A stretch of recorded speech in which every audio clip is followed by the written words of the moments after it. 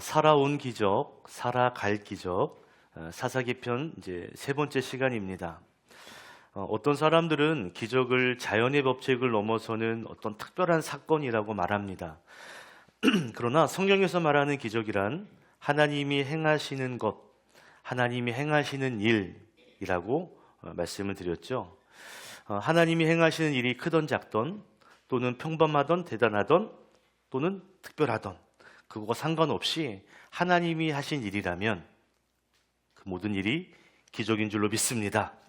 그래서 기적은 우리에게 어떻게 보이느냐가 중요한 것이 아니라 하나님이 행하셨다는 것, 이것이 중요합니다. 다시 한번, 기적은 우리에게 어떻게 보여지느냐가 중요한 것이 아니라 하나님이 행하셨다는 사실이 중요합니다. 비록 우리에게 평범하게 보이거나 때로는 별일 아닌 것처럼 보일지라도 성도는 하나님이 행하신 일이라면 그 일을 기적이라고 볼 수 있는 영적인 안목이 있어야 합니다. 20세기 천재 또는 천재 과학자라고 불리는 물리학자 아인슈타인이 이런 말을 남겼습니다. 우리 함께 읽어볼까요?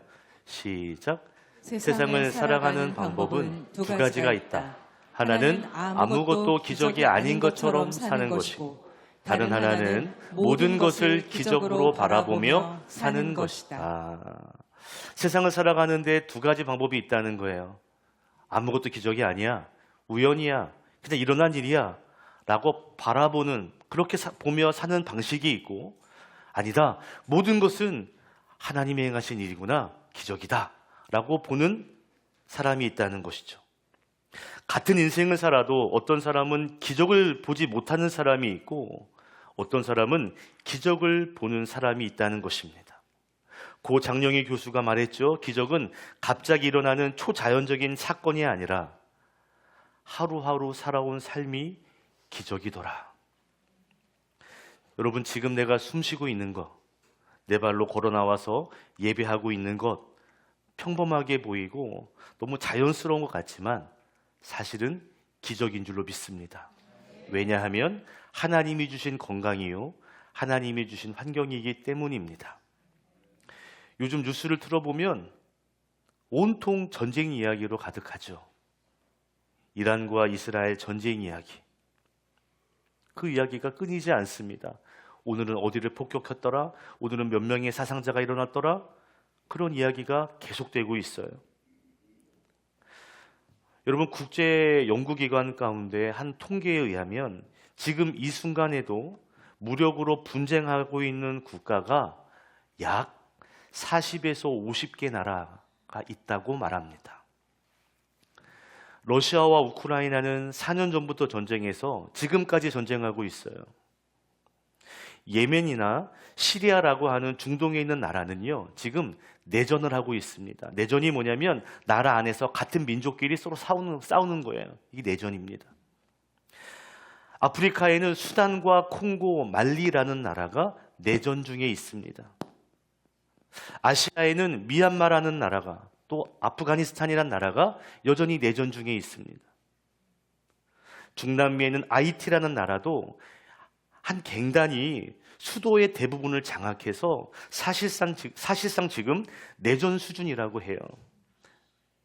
콜롬비아도 마약 문제로 정부와 마약 조직이 지금 충돌하고 있습니다. 그 밖에도 에티오피아, 소말리아, 또 모잠비크, 이러한 나라들도 지금 분쟁 중에 있어요. 여러분, 우리나라도 이 한반도 역시 지금 북한과의 전쟁이 아직 끝나지 않았습니다.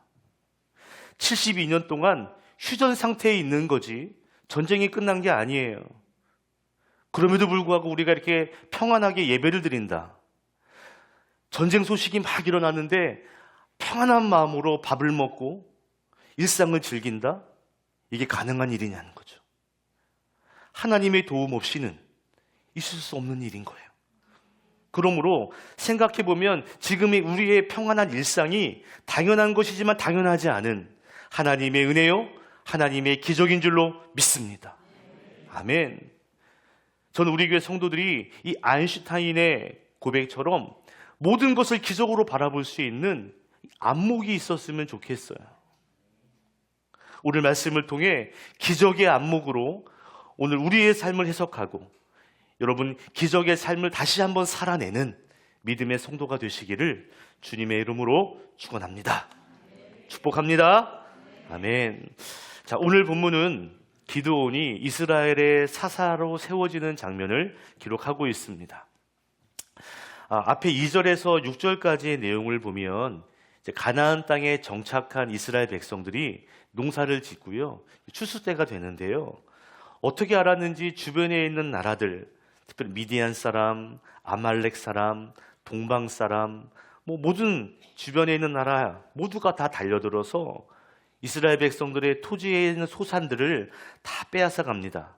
뿐만 아니라 양이나 소나 나귀까지 남겨두지 않고 먹을 것이란 먹을 것은 다 약탈해 갔습니다. 그러니 얼마나 고통스러웠겠어요.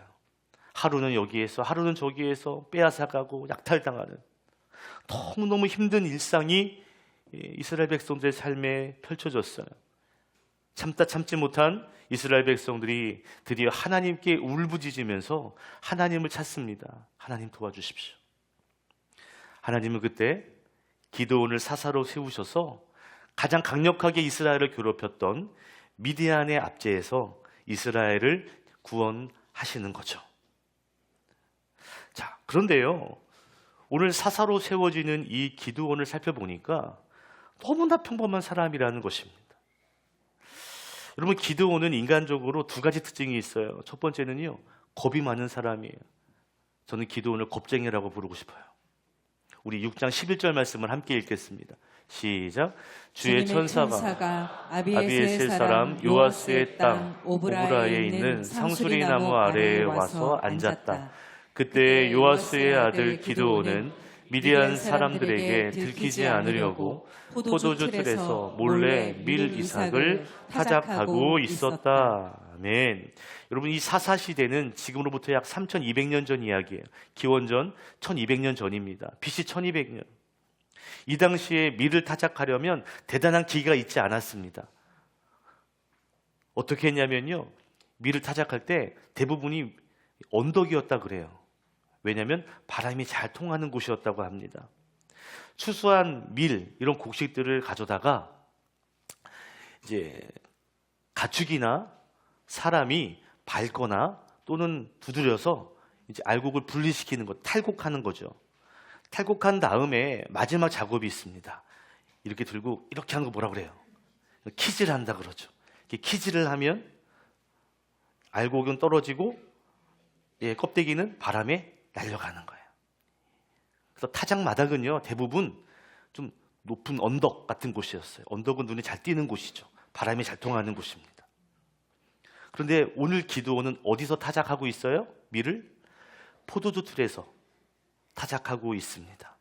바람이 잘 부는 언덕이 아닌 포도주 틀 속에 들어가서 타작을 합니다. 여러분, 이 시대는 뭔가 이렇게 대단한 틀이 있었던 곳이 아니라 대부분 이렇게 돌을 또는 땅을 파서 거기에서 포도주를 담고 즙을 만드는 틀이었다고 그래요. 그러니까 언덕이 아니라 어떻게 보면 돌 안으로 들어간 겁니다. 거기에서 이제 포도주 틀 안에 들어가서 몰래 밀이삭을 타작하고 있었던 거죠. 포도주 틀에서 조심스럽게 몰래 타작하는 이 모습에 대해서 어떤 성경학자는 아마도 그 속에 들어가서 쭈그리고 앉아서 면도칼처럼 작은 칼로 그 작은 미라를 하나씩 껍질을 벗겨내고 있었을 것이다. 왜요? 타작을 하면 소리가 나니까. 그러니까 소리가 나지 않게 저 타작 속에 들어가서요,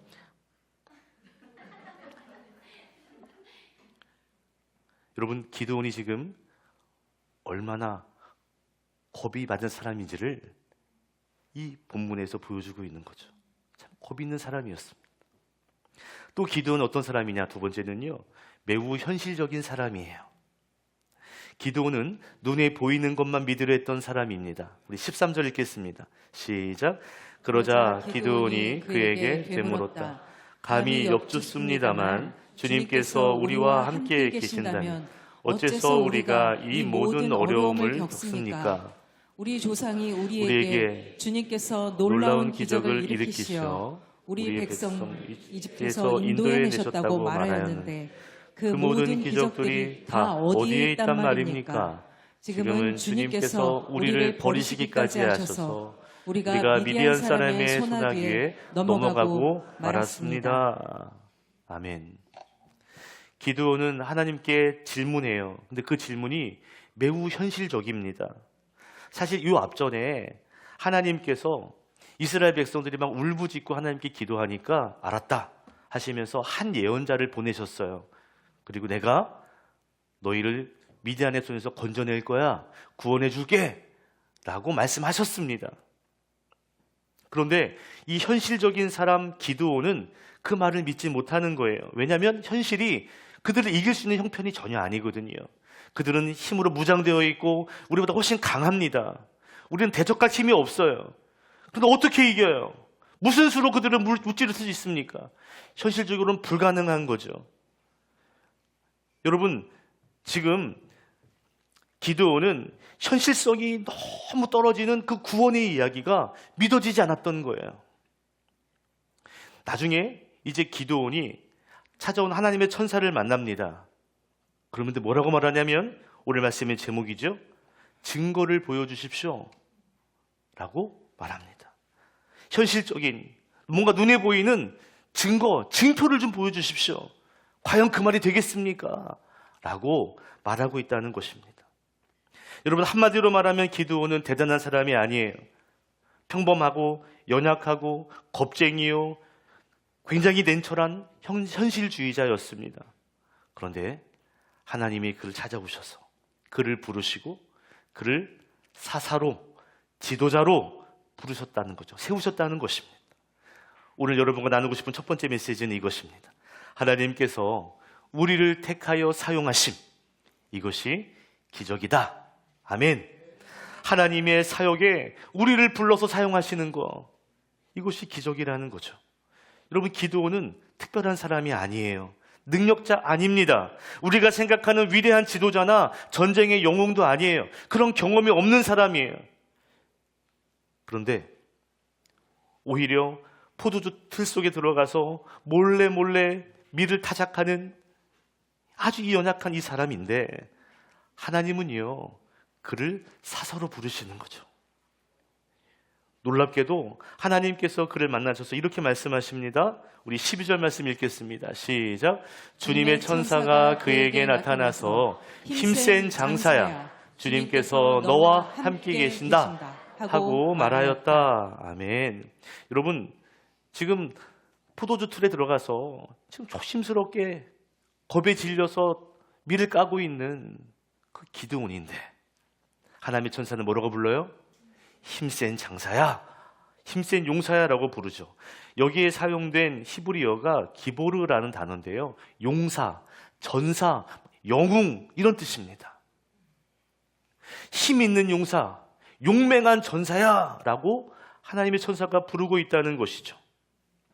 지금 기드온은 겁에 질려 있는데, 자신감은 다 상실하고 있는데 하나님은 그를 볼 때에 힘센 장수라고, 용맹스러운 용사라고 보고 계시다는 거죠. 어째서 이럴까요? 그것은 지금 기드온의 현재의 모습을 말씀하시는 것이 아니라 하나님이 함께하는 미래의 기드온의 모습을 보았기 때문입니다. 그의 가능성을 말씀하시는 거예요. 여기서 중요한 단어는 이겁니다. 주님께서 너와 함께 계신다. 주님이 너와 함께 하실 것이다. 너가 대단해서가 아니라, 네가 능력이 많아서가 아니라, 네가 똑똑해서가 아니라 하나님이 너와 함께 하시기 때문에, 전적인 하나님의 부르심과 하나님의 은혜로 말미암아 너는 용사처럼 쓰임받을 거야.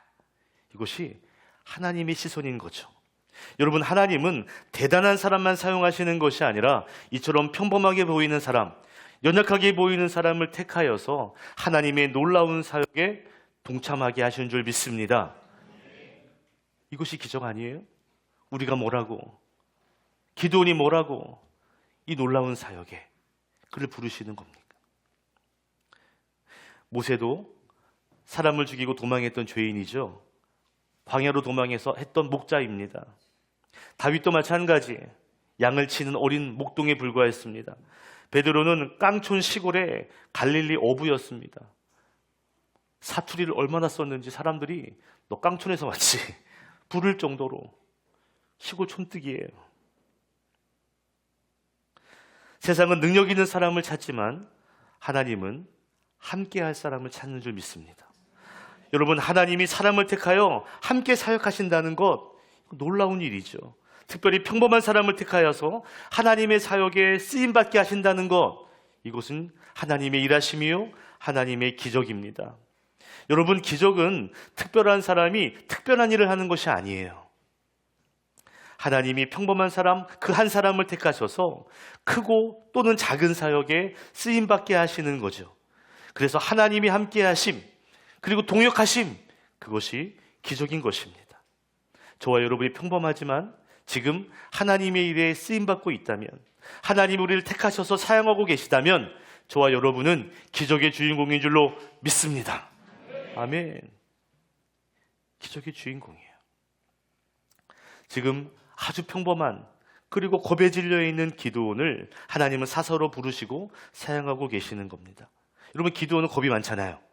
또 한 가지 특징이 있어요. 의심도 많아요. 겁도 많고 의심도 많고. 하나님의 천사를 만났는데도요, 뭐라고 말하냐면 증거를 또 보여주세요. 나 못 믿겠어. 증거를 주세요. 라고 말합니다. 우리 17절 읽어볼까요? 시작. 기드온이 또 주님께 아뢰었다. 참으로 나를 좋게 보아주신다면 지금 나에게 말씀하시는 분이 정말로 주님이시라는 증거를 보여주십시오. 아멘. 기드온은 하나님께 또다시 증거를 요청합니다. 나중에 보시지만 한 번도 아니고요, 무려 3번이나 증거를 달라고 합니다. 첫 번째 증거는 이거예요. 하나님 나를 좋게 보시거든, 하나님 나를 정말 사사로 세우셨다면, 그래서 미디안을 이기게 하실 거라면, 그러면 그 말이 진짜라면 증거를 보여주십시오. 그 증거는 첫 번째에 제가 집에 가서 예물을 좀 가져올게요.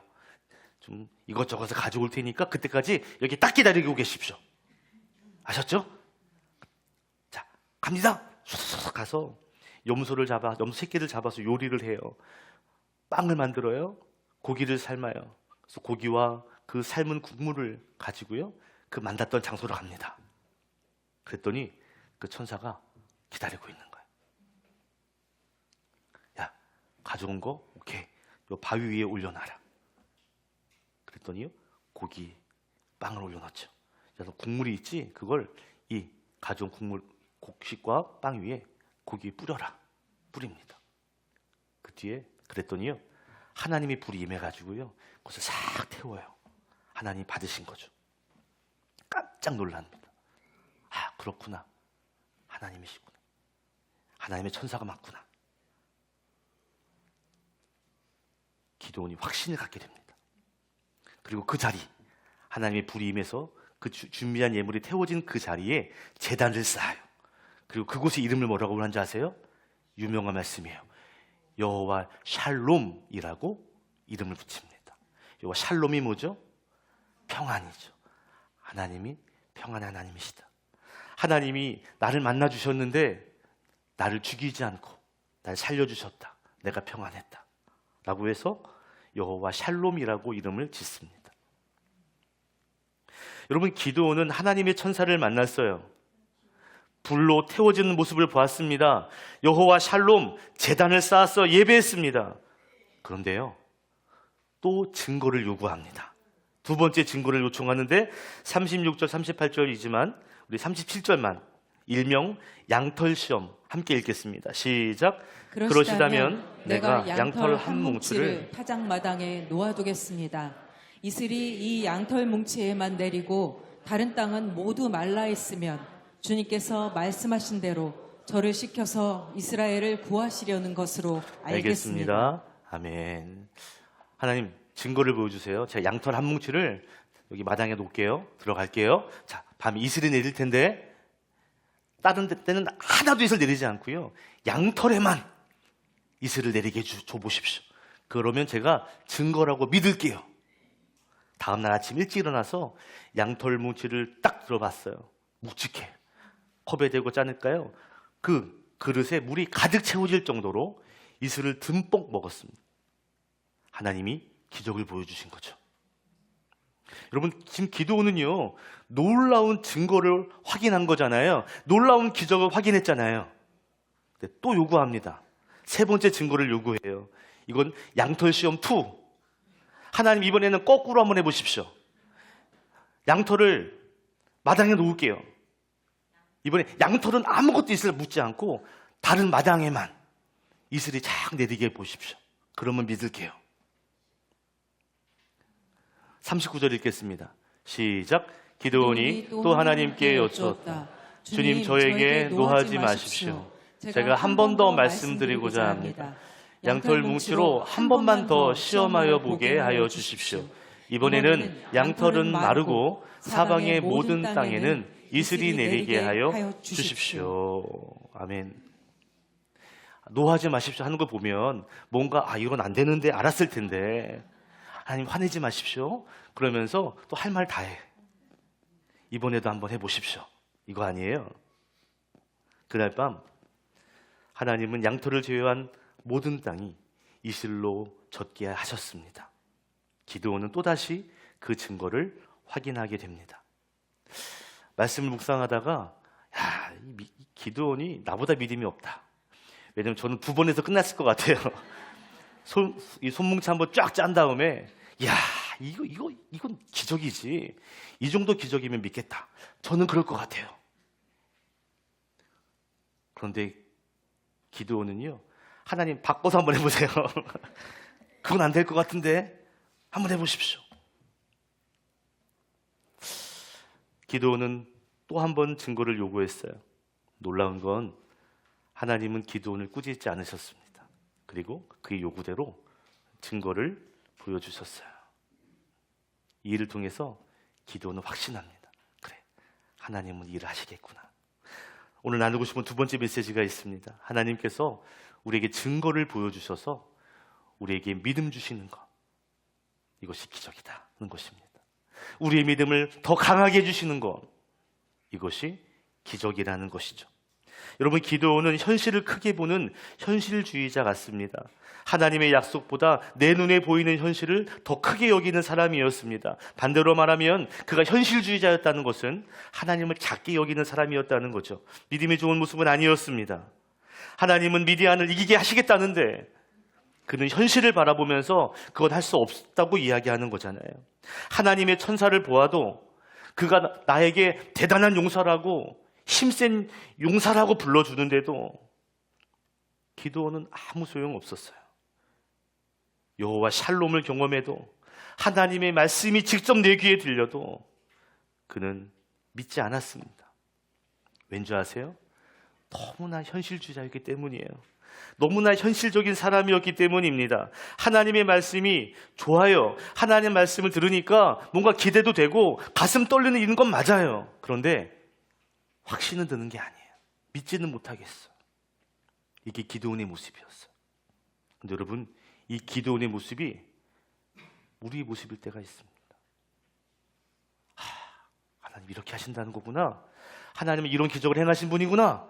그리고 우리의 현실로 딱 들어가면 어떡하지? 안 될 것 같은데. 하나님 좋으신 분인데 이건 아닌 것 같은데. 안 될 것 같은데. 기도해도 안 될 것 같은데. 현실이 크게 느껴지니까 하나님이 아무리 좋은 말씀을 우리에게 부어주셔도 믿어지지가 않는 거예요. 그런데요, 하나님은 그걸 아시고 기드온의 모든 요구에 응답해 주시는 겁니다. 이게 필요해? 이렇게 해주면 믿겠어? 알았어, 해줄게. 이게 필요해? 알았어, 해줄게. 결국 기드온의 믿음이 크게 되는 거죠. 그래, 하나님, 저 나가 싸울게요. 나중에는요 300명 가지고 싸웁니다. 믿음이 생기는 거예요. 여러분, 하나님의 방식은 늘 이런 것 같아요. 하나님은 상한 갈대를 꺾지 않으십니다. 꺼져가는 등불을 끄지 않으시는 분입니다. 우리가 연약하지만, 우리에게는 강한 믿음이 없지만 너 믿음 연약하지? 그래, 구해봐. 내가 들어줄게, 보여줄게. 그럼 믿게 될 거야. 늘 이 방식으로 우리에게 찾아오시는 거죠. 오히려 믿음 없는 우리에게 증거를 보여주심으로써 기도원과 우리의 믿음을 강하게 하시는 거예요. 우리가 할 일은요, 이전에 행하신 그 기적을 기억하는 것입니다. 살아온 기적을 기억하는 거예요. 그때 기적이었어. 그때 그 일을 하나님이 하셨는데, 지금 이번에도 하실 거야. 하나님은 우리의 믿음을 그렇게 키워가시는 거죠. 여러분, 하나님은 연약한 믿음을 가진 사람을 버리지 않습니다. 오히려 우리에게 증거를 보여주심으로써 우리의 믿음을 키워주시는 거예요. 강하게 하시는 거예요. 우리는 하나님이 주시는 증거와 그 표징을 봄으로써 우리의 믿음이 성장하게 되는 것이죠. 그렇게 하나님이 일하시기 때문에 우리의 믿음이 커지는 것 기적인 줄로 믿습니다. 여러분, 하나님이 증거를 보여주심으로써 믿음이 생긴 사람들 성경에 많이 있어요. 그 대표적인 사람 모세입니다. 하나님 모세를 부르셔서 이집트에 있는 내 백성, 이스라엘 백성들을 구원해야 되겠다. 네가 좀 이집트로 가라. 그때 모세가 뭐라 그래요? 저 못합니다. 저 안 합니다. 가면 저 죽습니다. 이때 하나님께서 모세에게 3가지 표징을 보여주십니다. 너 들고 있는 거 뭐지? 지팡이인데요. 던져봐라. 던졌더니 뱀이 되죠. 다시 잡아봐라. 잡으니까 지팡이가 다시 됩니다. 하나님, 이 정도로는 제가 가기가 좀... 너 손 있지? 손 좀 넣어봐. 빼봐. 문둥병이 발생해요. 하얗게 문둥병이 되죠.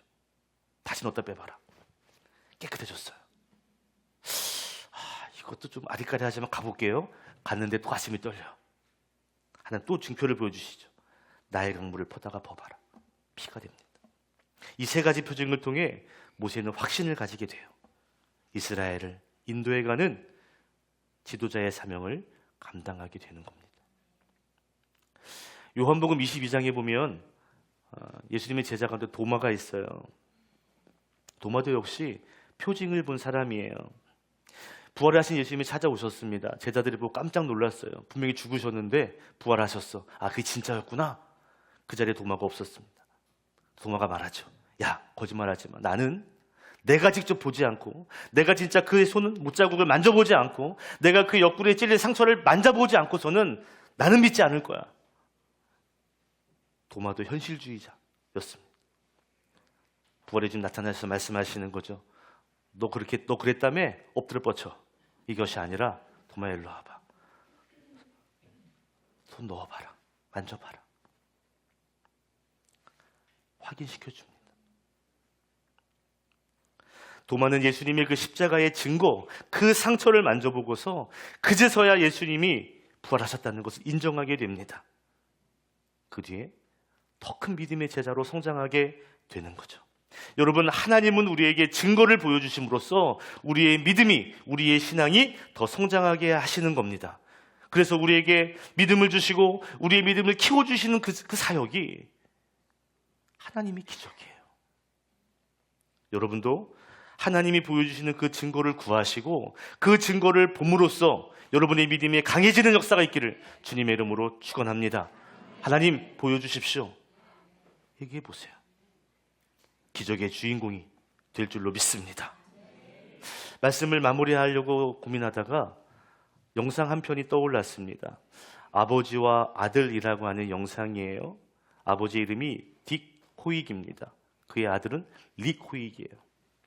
릭은요, 태어날 때 이 탯줄이 목에 걸려서 뇌에 산소가 공급되지 않아서 태어나면서부터 뇌성마비 장애를 가지고 태어납니다. 그런데 그의 아버지는 그를 끌어안고 살아요. 그 이야기를 잠깐, 짧은 영상입니다. 함께 보겠습니다.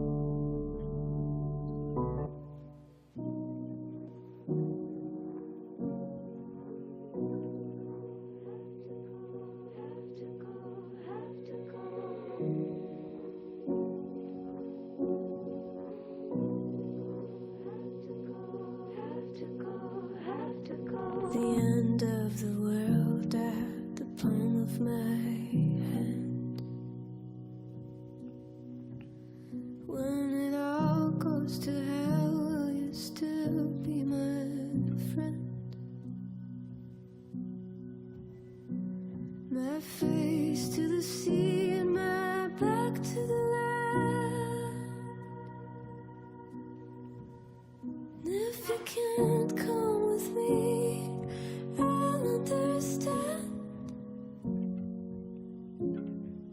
I'll understand.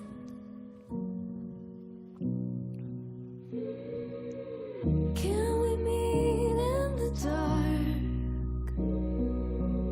We don't have to say much, and if you have to go, have to go.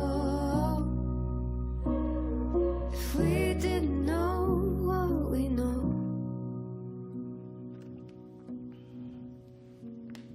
the end of the world at the palm of my hand. When it all goes to hell, will you still be my friend? My face to the sea and my back's to the land. And if you can't come with me, I'll understand.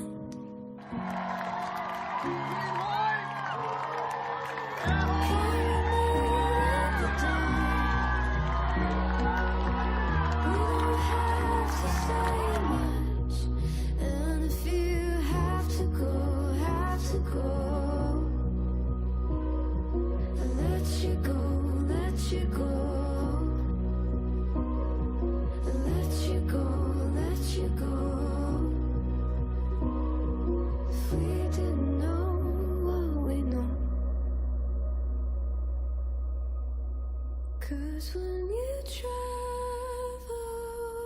light, some things are left behind.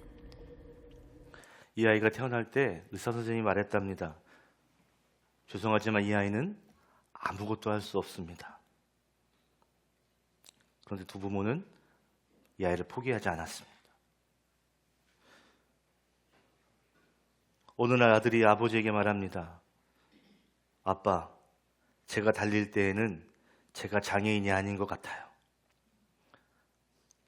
아버지는 결심합니다. 그래, 내가 너의 다리가 되어주마. 그날 이후 아버지는 아들을 휠체어에 태워서 달리기 시작합니다. 나중에 두 사람은 마라톤으로, 그리고 철인 3종 경기죠. 마라톤, 수영, 자전거까지 참여합니다. 40년 동안 1000번이 넘는 경기를 팀 호잇이라는 아들과 아버지가 한 팀이 되어서 모든 경기를 완주합니다. 아들을 위해 40년간 달려왔던 아버지는 이렇게 말합니다.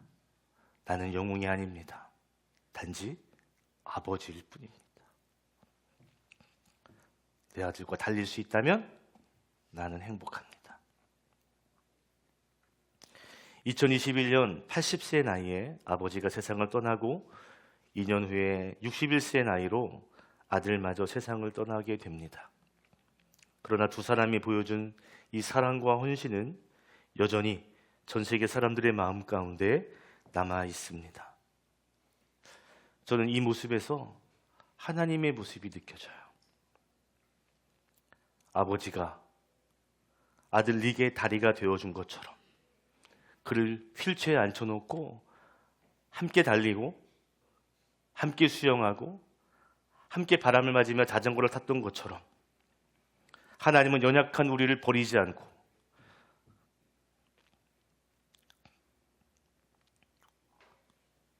우리를 가슴에 안고 하나님이 띄워주시는, 일하시는 분인 줄로 믿습니다. 우리 인생에 하나님이 길이 되시고 도움이 되시는 거죠. 여러분, 우리는 연약합니다. 우리 나약합니다. 그런데 하나님은 강하십니다. 하나님 우리를 안고 달려가시는 거예요. 우리와 함께 동역하시는 겁니다. 그러니 기적이죠. 하나님이 우리를 사용하시는 것 놀라운 기적이고, 하나님이 우리에게 증거를 보여주셔서 우리에게 믿음을 주시고 그 믿음을 가지고 함께 팀 사역을 하게 하시는 것, 이것이 기적입니다. 여러분, 기적의 눈으로 이 세상을 바라보시고 여러분의 삶을 해석하시고 또 남은 우리의 삶, 기적의 주인공으로 살아내시기를 주님의 이름으로 축원합니다. 기도하겠습니다.